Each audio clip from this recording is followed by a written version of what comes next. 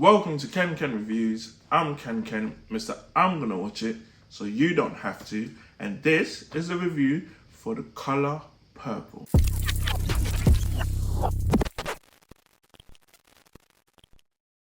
This review is brought to you by Fix It Rich, a handyman you can trust. Now remember all this stuff that he was gonna build for me to be my sanctuary into this space? Watch him do his work, watch him. And now, the final product.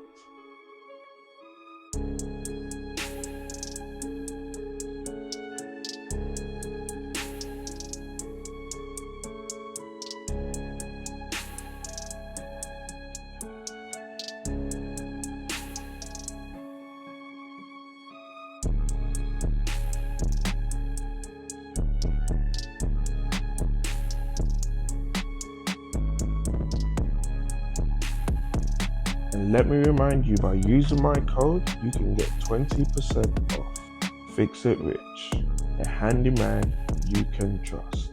Now back to the review.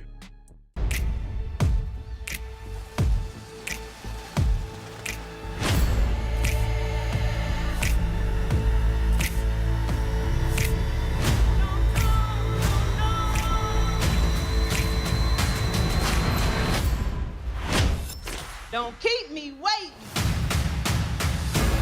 You keep your head held high, just like Mom taught us. Whatever I say, go. You got to stand up. Hell no. There's gonna be some It's a story of the lifelong struggles of an African-American woman living in the Deep South during the early 1900s. It's a decade-spanning tale of love and resilience and of one woman's journey to independence. Celie faces many hardships in her life, but ultimately finds extraordinary strength and hope in the unbreakable bonds of sisterhood. This is a remake of the classic starring Whoopi Goldberg, and did they do it justice? There are so many amazing performances with new faces and legendary artists. Fantasia Barrino carries us through this epic tale as Celie. She's amazing. The level of vulnerability here on show is so deep and profound. She carries this kind of, I don't know if it's a stutter, that gradually grows with her character as she builds into this amazing, confident woman. Her child actor counterpart was just as amazing. Auntie Taraji, glamorous as always, joyous and ostentatious as always, plays Shug Avery. She is the perfect casting if you want to showcase the definition of what confidence is. She is the free-spirited blues singer just riding the wave. Danielle Brooks as Sophia was a standout character for me. So boisterous, free, strong-minded, and willing to take on anyone, including white people, in this world. Her character is the main source of comedy, and she had me in stitches. Some honorable mentions would be Dion Cole, who was unrecognizable for a second. I had to take a second look to realize, wow, that's my man. The legend David Allen Greer, Carmen Domingo as Mr. And you see him, he really made us hate his character. Then later on flipped it and made us love his character. And that there is a great feat. Halle Bailey, Sierra, her, H-E-R, are decent. And we're even blessed by the legend herself, Madam Whoopi Goldberg. It's a great casting all round. Blitzer does well by teaching us to place our hopes around trauma in this fantasy setting. The film masterfully transports you to the heart of rural Georgia in the early 1900s, fully showcasing the era in its setting, fashion, and rhythmic blues.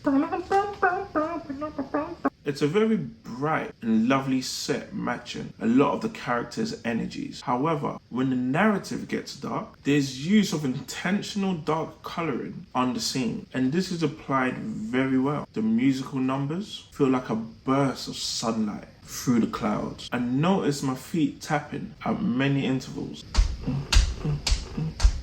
This was a very ambitious shot by Warner Brothers. I have to give it to them. The choice to take such a sensitive story and apply this level of brightness and music and emotions was brave. And somehow, they made it work. The color purple wraps you in this warm embrace, like a cozy quilt, cradling you on the hilly night. It's like indulging in a childhood ritual of milk and cookies by the fireplace. While the narrative from the original movie may be well known, witnessing Ceelie's struggles, including colorism, abuse, and pregnancy, is like reopening an open wound, one that still stings with raw, emotional truth. Her journey is a testament to the human spirit, a spirit that flickers even in the darkest of despair. The film's strength lies in its celebration of women, the sisterhood that every woman desires or needs, and it does it well. It dismantles the stereotype of the strong black woman, revealing the vulnerability